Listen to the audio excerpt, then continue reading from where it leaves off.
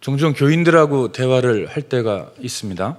대화를 하다 보면 그분들의 옛날 이야기를 들을 때가 있습니다. 특별히 제가 맡고 있는 교구가 1교구 70대 교구이다 보니까 우리 교구 어른들과 전화 통화를 하든 직접 만나서 대화를 하든 참 옛날 얘기를 많이 듣습니다. 내가 왕년에,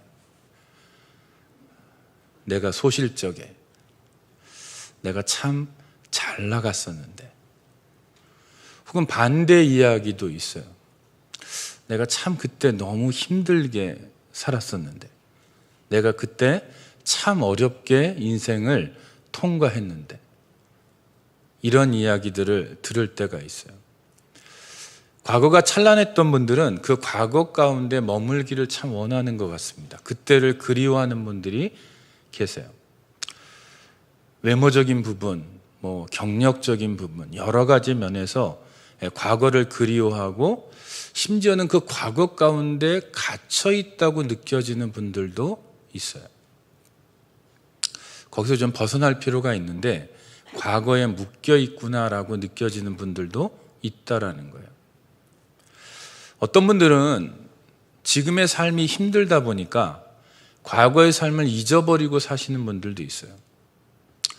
과거에 하나님 앞에 정말 뜨거운 사랑을 했고 하나님과 깊은 관계를 가졌고 하나님 앞에 정말 깊은 예배를 드렸었고 또 영적인 체험을 했고 하나님 앞에 귀한 기적을 체험한 적이 있는데 지금의 삶이 너무 힘들고 어렵다 보니까 그 모든 것들을 잊어버리고 사시는 분들이 있다라는 거예요. 우리는 좋은 경험을 하면, 좋은 사건을 겪으면 그 사건과 그 경험과 또 그 기억 가운데 가급적이면 오래 머물러 있기를 원합니다. 그게 인간의 마음이죠. 그래서 굉장한 업적을 이룬 스포츠 스타들, 또 연예인들, 기업가들을 보면 자신이 이루었던 그 성공 가운데 머무르다가 자아도취에 빠지는 사람들이 있어요. 굉장히 비현실적이고 또 자아도취적인 생각 가운데 있으면서 현실을 부정하는 그런 사람들, 그래서 슬럼프에 들어가는 사람들도 있습니다.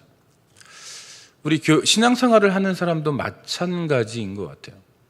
내가 과거에 화려한 영적인 체험을 했고 하나님과 뜨거운 사랑을 가졌다, 그리고 거기에 머물러 있는 사람들이 있는가 하면 지금 내 삶이 너무 힘들어서 과거에 좋았던 모든 영적인 체험들을 잊어버리고 오늘의 현재 가운데 그냥 삶을 정말 스트러글 하면서 사는 분들이 있다라는 거예요. 오늘 본문에도 그런 사람들이 등장합니다. 과거의 경험이 너무 좋았어요. 그래서 그 경험 가운데 계속 머물러 있기를 원하는 사람들이 오늘 등장해요. 또 과거에 너무나도 좋은 하나님과의 체험이 있음에도 불구하고 오늘 내 삶이 힘들어서 과거에 가졌던 그 모든 영적인 경험들을 잊어버리는 사람들이 오늘 본문에 등장합니다. 이 모습은 우리들 안에도 다 있어요. 그러면 과거의 좋은 기억 가운데, 체험 가운데 머무르고자 하는 우리의 성향, 또 내 삶이, 현재 삶이 어려우면 과거에 내가 아무리 하나님과 깊은 교제를 가졌어도 그것을 잊어버리는 우리의 성향을 과연 우리는 하나님 앞에서 어떻게 다루어야 할지를 오늘 말씀을 통해서 보려고 합니다. 자, 오늘 말씀이 이렇게 시작을 합니다. 45절로 한번 여러분 가보시면 중요한 단어가 등장합니다. 그게 뭐냐면 즉시 재촉하사라는 단어입니다. 자, 우리 한번 45절을 한번 같이 읽어볼게요. 시작. 예수께서 즉시 제자들을 재촉하사 자기가 무리를 보내는 동안에 배 타고 앞서 건너편 벳세다로 가게 하시고. 오늘 본문에 등장하는 예수님의 모습은 갈릴리 바다 위를 걸어오시는 모습이에요. 그런데 예수님이 이렇게 물 위로 걸으시는 장면은 누가복음을 빼고 마태복음, 마가복음, 요한복음에 모두 등장합니다. 누가복음에는 등장하지 않습니다. 그런데 마태, 마가, 요한복음 요 세 복음서에 이 장면이 등장할 때 항상 세 복음서에서 공통적으로 나타나는 게 뭐냐면 예수님이 무리를 걸으시는 장면 바로 앞에는 어떤 사건이 있었냐면 오병이어의 사건이 있었어요.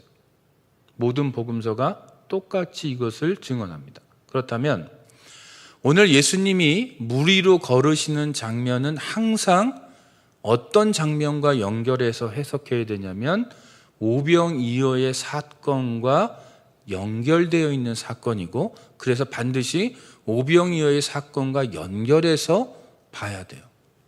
자, 그런데 오늘 본문 45절에 즉시, 재촉하사 이런 말씀이 등장합니다. 자, 즉시라는 단어는 어떤 뜻이냐면 예수님이 오병이어로 남자만, 장정인 숫자만 5,000명이 넘는 숫자를 먹이셨어요. 그리고 이 사람들이 배불리 먹고 남은 음식을 광주리에 모았어요. 그게 오병이어의 사건이죠. 그리고 나서 즉시. 다시 말해서 오늘 즉시라는 단어는 오병이어의 사건이 끝나자마자 즉시라는 뜻이에요. 자, 오병이어의 사건이 일어났어요. 사람들이 배불리 먹었어요. 남은 것을 광주리에 모았어요. 그러자마자 예수님이 즉시 어떻게 하십니까? 제자들을 재촉하세요. 뭐를 재촉하시냐면 빨리 배 타고 건너편으로 가라는 거예요. 뭐 하는 동안에요? 예수님이 무리들을 보내는 동안에. 자, 그러면 여기에 무리들은 어떤 무리들이냐면 지금 오병이어의 사건을 경험한 사람들이에요. 다시 말해서 지금 배부른 사람들이에요. 예수님의 기적을 본 사람들이에요. 그리고 삶이 지금 만족하고 있어요. 동시에 예수님을 너무나도 좋아하는 사람들이에요. 예수님을 너무나도 추앙하는 사람들이에요. 예수님을 이제 메시아로 고백하면서 얼마든지 예수님을 따라올 수 있는 준비된 사람들이에요. 그런데 오늘 본문에 뭐라고 되어 있어요? 예수님이 뭐예요? 이 무리들을 보내신대요. 어디로 보내요? 각자의 집으로 보내신다라는 거예요. 자, 그러면 오병이어의 기적을 본 이 무리들, 예수님은 이들을 즉시 그 사건이 끝나자마자 그 남은 먹을 것을 모으자마자 이 사람들을 급하게 보내세요. 그리고 재촉하세요. 제자들을 빨리 너희들은 절로 가. 어떤 느낌이 들어요? 즉시 재촉하사. 이 본문을 가만히 들여다보면 예수님이 이 무리들과 제자들 사이를 떨어뜨려 놓는 느낌이 들어요. 자, 좀 배가 부르면 가만히 앉아서 소화할 시간도 있어야 되잖아요. 그렇죠? 뭐 디저트는 없을지언정, 커피가 없을지언정, 그래도 배부르게 좀 먹고 이제 좀 배가 부르니까 앉아서 뭔가 좀 얘기하고 하나님께 감사하고 찬양하고 혹은 예배를 드릴 수도 있잖아요. 감사 예배를 드릴 수도 있어요. 그렇죠? 혹은 10명, 20명 무리지어 앉아서 하나님 앞에 간증하는 시간을 가질 수도 있을 것 같아요. 만약에 그랬다면 더 보기 좋은 장면이 연출되지 않았을까라는 상상을 해볼 수 있어요. 그런데 오병이어라는 이 특별한 기적이 일어나자마자 예수님이 가장 먼저 하셨던 일은 뭐 감사하고 찬양하고 이런 거 다 필요 없다라는 거예요. 그냥 즉시 재촉해서 이 두 부류를 띄워놓고 계세요. 여러분들 이 이유를 잘 생각해 보셔야 돼요. 왜 예수님이 인기가 절정인 이 순간에, 사람들로부터 너무나도 멋지게 인정받는 이 순간에 이 무리들과 예수님은 떨어지려고 하시는가? 그리고 제자들을 왜 이 무리들과 떨어뜨려 놓으려고 하시는지를 곰곰이 생각해 봐야 된다는 거예요. 오늘 읽은 마가복음 6장에는 그 이유가 명확하게 나오지 않지만 요한복음에 가면 그 이유가 명확하게 나옵니다. 요한복음 6장 13절에서 15절에 이런 말씀이 있습니다. 이에 거두니 보리떡 5개로 먹고 남은 조각이 12바구니에 찼더라. 그 사람들이 예수께서 행하신 이 표적을 보고 말하되 이는 참으로 세상에 오실 그 선지자라 하더라. 자, 배부릅니다. 맛있게 먹었어요. 예수님을 메시아로 고백해요. 그동안 이들이 그토록 학수고대하던 메시아, 우리를 잘 살게 해줄 메시아, 우리를 로마의 압제로부터 해방해서 우리를 멋지게 살게 해줄 메시아, 우리의 배고픔을 해결해 줄 메시아, 이렇게 생각하기 시작해요. 15절에 이렇게 되어 있습니다. 같이 한번 읽어볼게요. 시작. 그러므로 예수께서 그들이 와서 자기를 억지로 붙들어 임금으로 삼으려는 줄 아시고 다시 혼자 산으로 떠나 가시니라. 배부르니까요, 예수님을 메시아로 고백하고 이 예수님을 억지로 잡아다가 자신들의 왕으로 삼으려고 했어요. 예수님이 이걸 보고 즉시 재촉해서 제자들을 이 무리로부터 분리하시고요, 이 무리들을 보내버리세요. 왜요? 이렇게 인기가 많은데. 지금 예수님의 인기가 하늘을 찌르고 있잖아요. 사람들로부터 인정받고 있어요. 환호를 받고 있어요. 추앙을 받고 있어요. 존경을 받고 있어요. 모든 사람들이 지금 예수님을 좋아하고 있어요. 그러면 인간적인 마음이라면 이 장면을 좀 즐길 만도 해요. 이 장면 속에 계속 있으면서 사람들의 추앙하는 모습을 보면서 찬양하는 모습을 보면서 뭔가 즐길 만한 자리예요. 즐길 만한 장소예요. 그런데 예수님은 전혀 그러시지 않는다라는 얘기예요. 왜냐하면 예수님이 이 땅에 오신 목적이 뭐냐면 하나님의 사랑과 하나님의 공의를 완벽하게 만족시키시면서 인류의 죄의 문제를 해결하는 것이기 때문에 그래요. 그러면 하나님의 사랑과 하나님의 공의를 완벽하게 만족시키면서 인류의 죄를 해결할 수 있는 방법은 뭐밖에 없어요? 십자가에서 피를 흘려 돌아가시는 방법 외에는 없어요. 그것 때문에 이 땅에 예수님이 오신 거예요. 그런데 지금 이들이 하는 행동은 뭐예요? 오병이어의 기적을 보자마자 이 사람이야말로 우리가 그토록 기다리던 그 선지자 메시아구나. 이 사람만 옆에 잡아두면 우리는 더 이상 고생 안 하겠구나. 배고프지 않겠구나. 왕으로 삼겠다라는 거예요. 그건 뭐예요? 십자가의 그 고난 없이, 십자가의 죽음 없이 우리의 메시아가 되어달라는 거예요. 좁은 길이 아니고 넓은 길로 예수님을 유혹하고 있는 거예요. 이 유혹 속에서 예수님은 어때요? 인기 절정의 그 순간을 유혹으로 인식하고 뭐 합니까? 제자들을 이 사람들로부터 떨어뜨려 놔요. 자, 여러분, 예수님이 이렇게 인기가 폭발하면 예수님의 제자들은 어떻게 돼요? 같이 주가가 올라가는 거예요. 같이 인기 스타가 되는 거예요. 그러면 제자들은 어떻게 돼요? 그 인기 속에서 그들의 영혼이 위기에 당면하는 거예요. 예수님은 그것을 아시고 이 제자들을 자기를 추앙하는, 그리고 예수의 제자들을 추앙하는 그 사람들로부터 즉시 재촉해서 떨어뜨려 놓고 계세요. 그 다음에 하셨던 예수님의 두 가지 행동이 있습니다. 제자들이 배 타고 떠났습니다. 무리들도 이제 보냈어요. 자, 예수님이 뭘 하시냐면 무리를 작별하신 후에, 이 작별하신 무리가 어떤 사람들이냐면 예수님을 너무나 좋아하는 사람들이고 예수님을 너무 존경하는 사람이고 심지어는 예수님을 메시아로 생각하면서 왕으로 삼으려 했던 무리들, 그들 곁에 있으면 예수님은 편안하게 살 수 있어요. 이들 옆에 있으면 예수님은 정말 만족하면서 살 수 있어요. 그런데 예수님은 뭘 선택하시냐면 이 무리들로부터 떨어져 나가는 것, 그들과 작별하시는 것을 선택하세요. 왜요?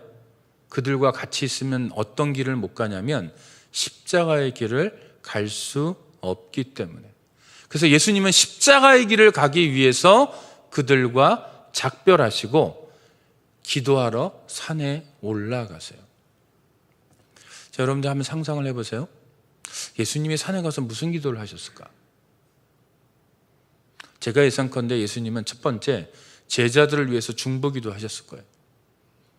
사람들이 예수님을 추앙하고 제자들을 슈퍼스타로 인정하는 그 순간에 그 맛을 본 제자들이 거기에 빠지지 않고 말 그대로 좁은 길, 십자가의 길에서 이탈하지 않도록 아마 중보기도 하셨을 거예요. 자, 그러면 무리를 작별하시고 지금 예수님은 산에 올라 혼자 기도하십니다. 그런데 마태복음에 예수님이 혼자 기도하시는 장면이 딱 3번 나옵니다. 혼자 기도하시는 장면이 딱 3번 나와요. 오늘 이 장면, 오병이어를 일으키자마자 이 장면에서 혼자 기도하시고요. 첫 번째 장면은 어디서 나오냐면 마가복음 1장에 등장합니다. 1장에 보면 이것도 비슷한 장면이에요.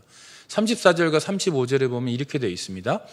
예수께서 각종 병이 든 많은 사람을 고치시며 많은 귀신을 내쫓으시되 귀신이 자기를 알므로 그 말하는 것을 허락하지 아니하시니라. 예수님이요, 환자들을 고치셨어요. 귀신 들린 사람들을 쫓아냈어요. 귀신 들린 사람들의 그 귀신을 쫓아냈어요. 심지어 귀신들도 예수님을 메시아로 인정하기 시작했어요. 자, 여러분들, 병든 자들을 고쳤어요. 인정받아요. 인기 스타예요. 심지어 귀신들도 예수님을 인정하고 있어요. 사람들로부터 인정받고 있고 귀신들로부터도 인정받고 있어요. 너무나도 좋은 순간이죠. 아름다운 순간이죠. 하나님께 영광을 돌릴 만한 순간이죠. 멋진 순간이죠. 우리가 꿈꾸는 순간이죠. 우리에게도 저런 능력이 있다면 얼마나 좋을까라고 생각하는 장면이죠. 그런데 예수님은 이 장면을 뭐로 여기시냐면 위기로 여기시는 거예요. 그래서 뭐 하시냐면 같이 읽어볼게요. 시작. 새벽 아직도 밝기 전에 예수께서 일어나 나가 한적한 곳으로 가사 거기서 기도하시더니.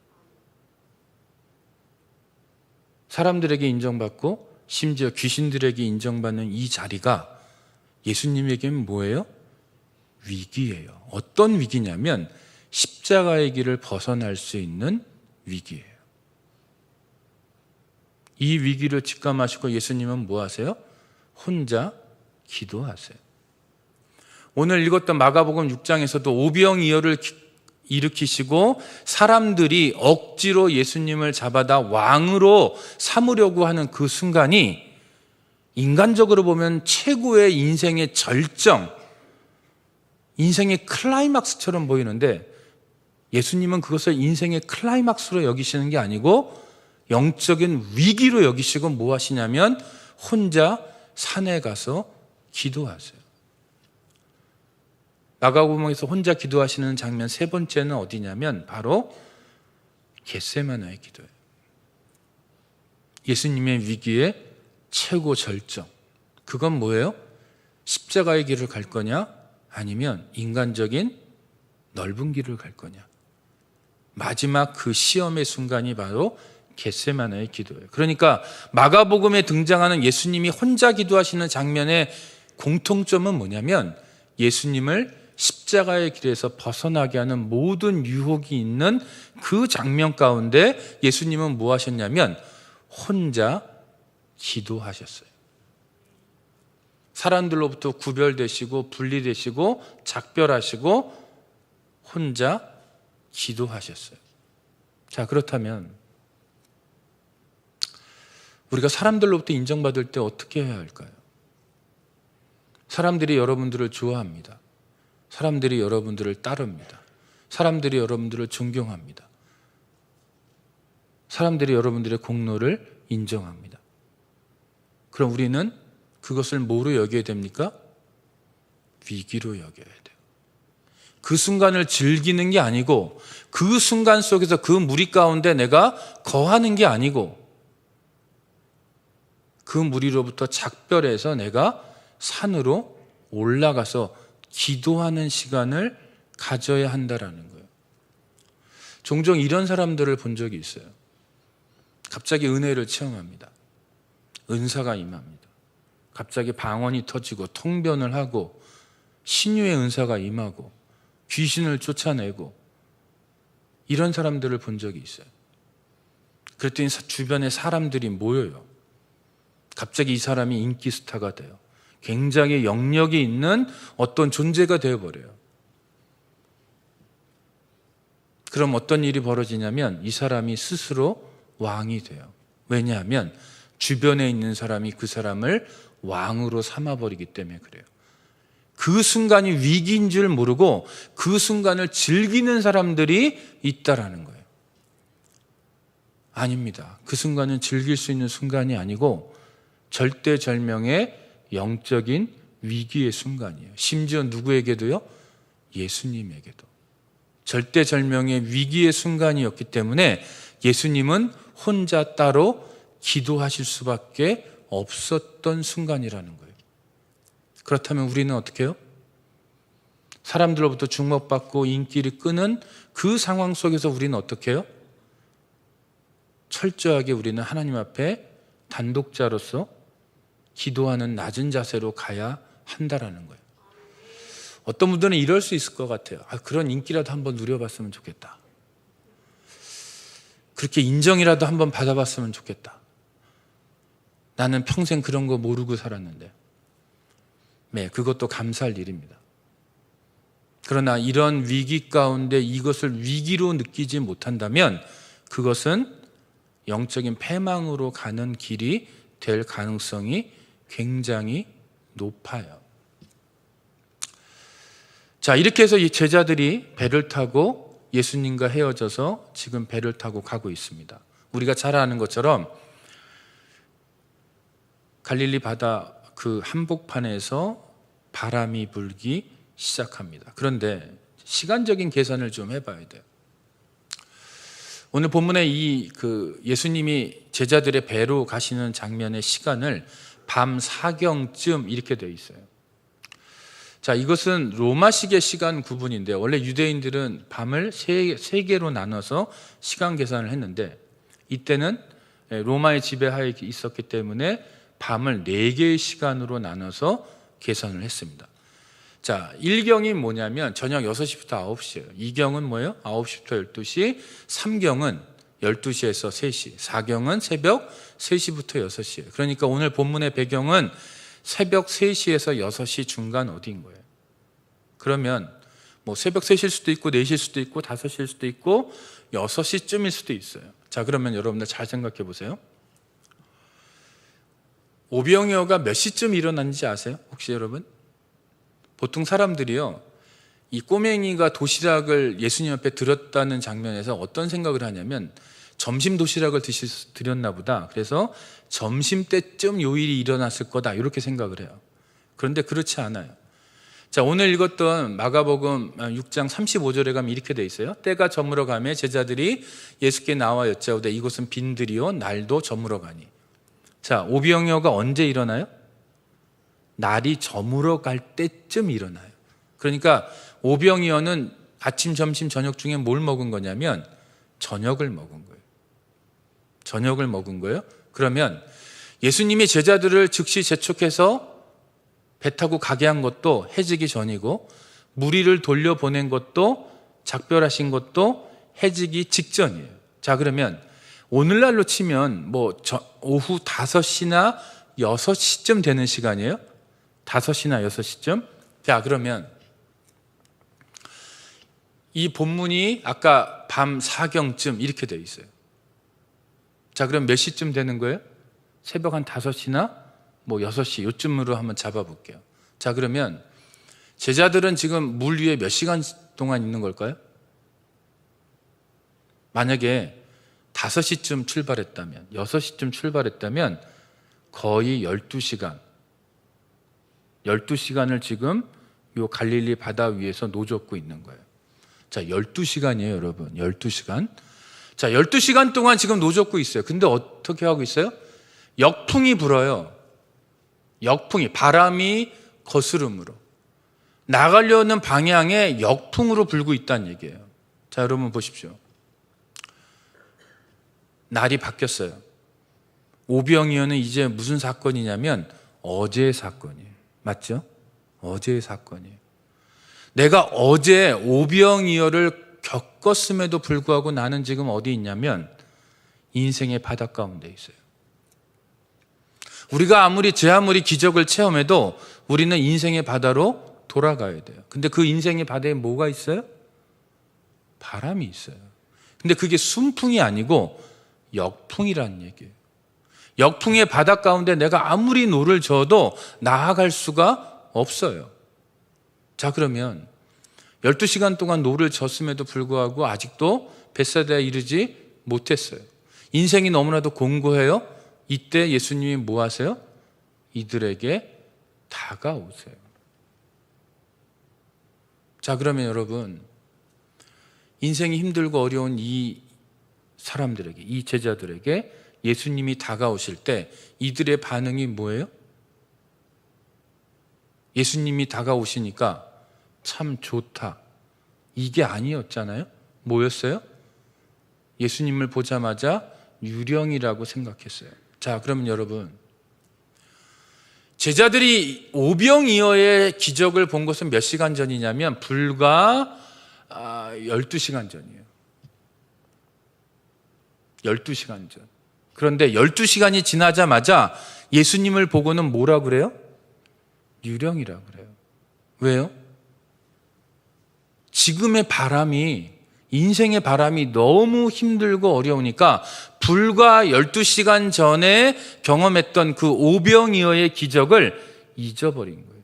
예수님이 누구이신지를 잊어버리는 거예요.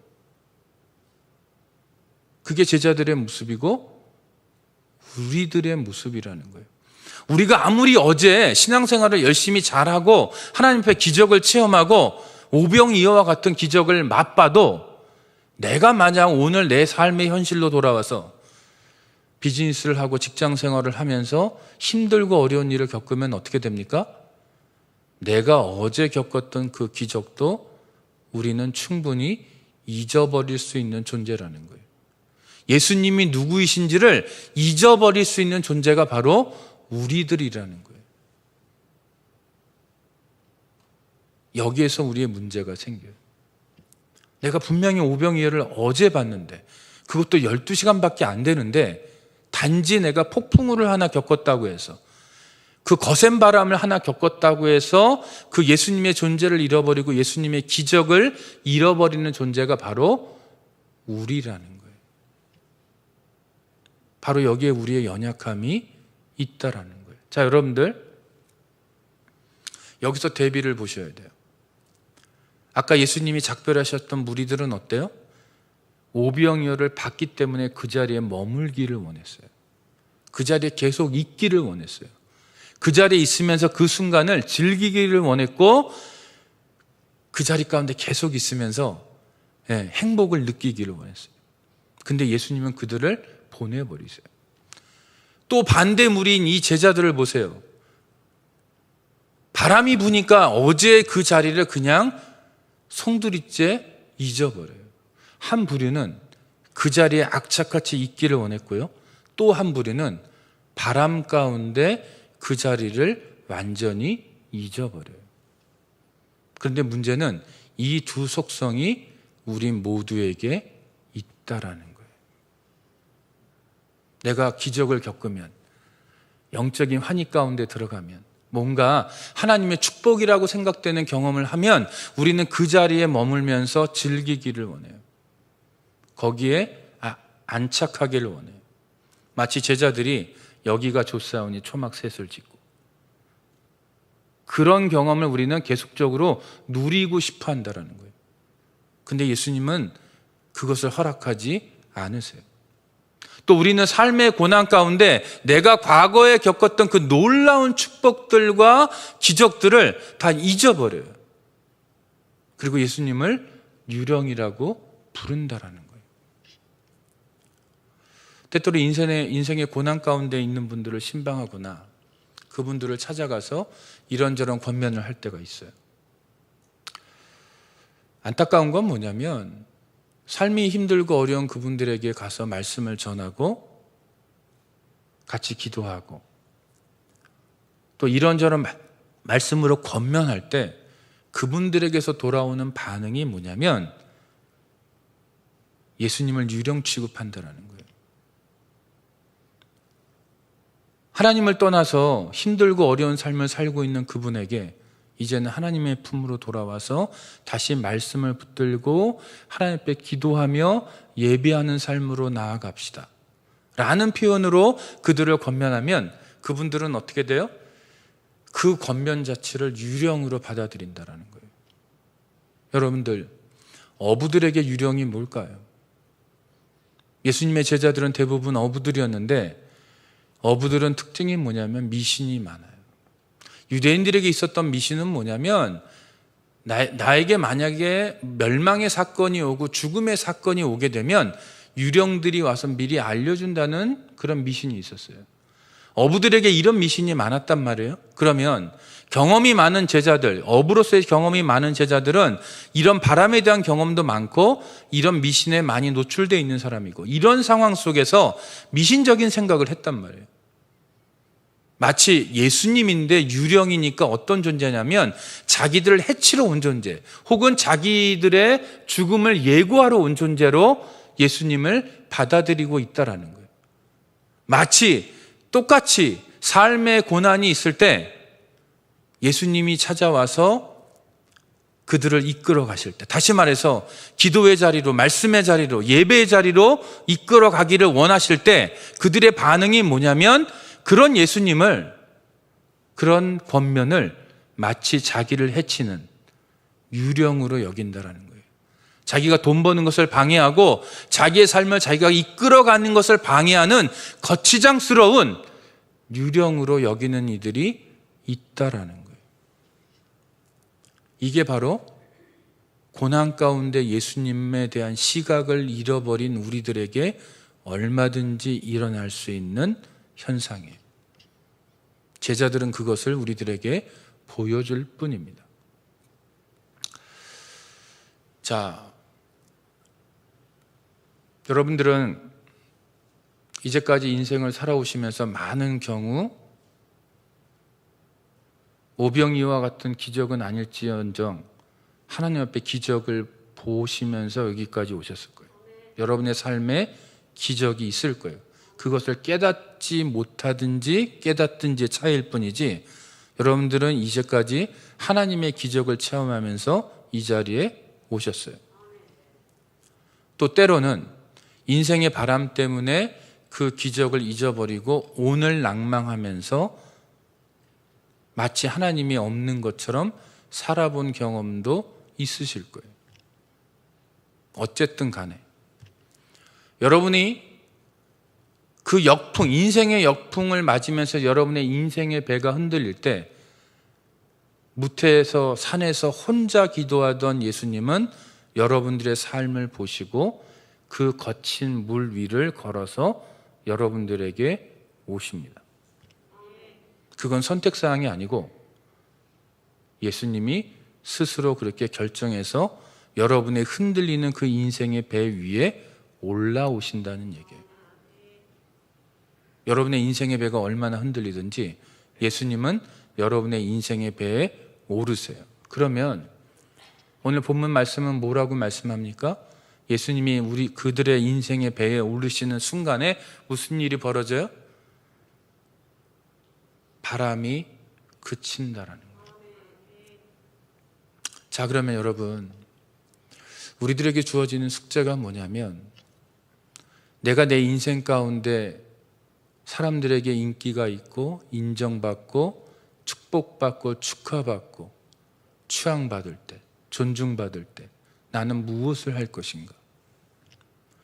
내가 기적 가운데 기적을 체험하고 머무르고 싶을 때, 그 자리 가운데 머무르면서 그 기적을 더 즐기고 싶을 때 나는 무엇을 해야 하는가? 또 내가 그런 기적을 맛보았음에도 불구하고 인생의 바람 가운데 그 모든 것들을 내가 망각하고 마치 예수님이 없는 것처럼 살아가려는 나의 이 성향 가운데 나는 무엇을 해야 되는가? 그게 우리에게 주어지는 숙제예요. 그래서 여러분, 제가 시간이 많이 갔기 때문에 짧게 말씀으로 마무리를 하려고 합니다. 자, 오늘 본문 50절에 이렇게 되어 있습니다. 같이 한번 읽어볼게요. 그들이 다 예수를 보고 놀람이라. 이에 예수께서 곧 그들에게 말씀하여 이르시되 안심하라, 내니 두려워하지 말라 하시고. 자, 안심하라, 내니 두려워하지 말라. 여기서 내니가 누구예요? 어떤 예수님이요? 12시간 전에 오병이어의 기적을 일으키신 예수님. 12시간 사이에 예수님이 변했어요? 안 변했어요. 12시간 전에 기적을 베푸신 그 예수님은 지금도 기적을 베풀 수 있는 동일한 예수님이에요. 어제나 오늘이나 내일이나 동일하신 나, 그분 예수님. 우리가 왜 과거 속에 머물러 있어요? 오늘도 예수님이 살아서 동일하게 과거의 그 축복을 오늘도 줄 수 있다는 것을 믿지 않기 때문에 과거에 머물러 있는 거예요. 내가 왜 지금 삶의 고난 가운데 예수님을 잊어버려요?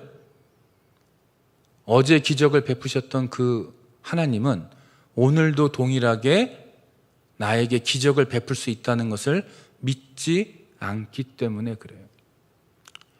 영어 성경에 보면 이 내니라는 말을 It's me, 나야, 이렇게 표현하세요. 이게 뭐하고 비슷한 장면이냐면 광야에서 목동으로 살고 있던 모세를 하나님이 부르실 때, 다시 애굽으로 보내시기 직전에 보내실 때, 불붙은 떨기나무 가운데 모세 앞에 나타나신 하나님, 뭐라고 계시하세요? 나는 스스로 있는 자야. I am who I am. 나는 나야. 이 장면하고 똑같은 거예요. 인생이 힘들고 어려운 우리들에게 It's me. I am who I am. 나는 나야. 라고 말씀하세요. 그건 뭐예요? 나는 어제나 오늘이나 내일이나 변함없이 어제의 그 기적 지금도 베풀 수 있고 내일도 베풀 수 있고 여전히 너의 삶의 문제를 나만이 해결할 수 있다는 것을 그대로 말씀하고 계시는 거예요. 여러분의 삶에 있어서 제일 중요한 게 뭐예요? 바람이 불 때 제일 중요한 게 뭐예요? 내가 어제 기적을 맛보았을 때 제일 중요한 게 뭐냐면 그 기적이 중요한 게 아니고 그 바람이 중요한 게 아니고 내 앞에 서 있는 분이 It's me. 그러면 끝나는 거예요. 그러면 내 삶의 문제가 해결되는 거예요. 그러면 우리가 바람이 부는 순간에 우리의 눈이 어디로 가야 돼요? 우리의 귀가 어디로 가야 돼요? 우리의 마음이 어디로 가야 돼요? 그 물 위로 걸어오시는 그분을 어제 그 오병이어의 기적을 베푸셨던 동일한 하나님으로 고백하는 거기로 가야 돼요. 그럴 때만이 내가 예수님을 유령 취급하는 것이 아니고 나에게 오시는 그분을 나의 구세주로 제대로 고백할 수 있다라는 거예요. 그래서 결국 중요한 건 뭐냐? It's me. I am who I am. 그분을 잊지 않는 것.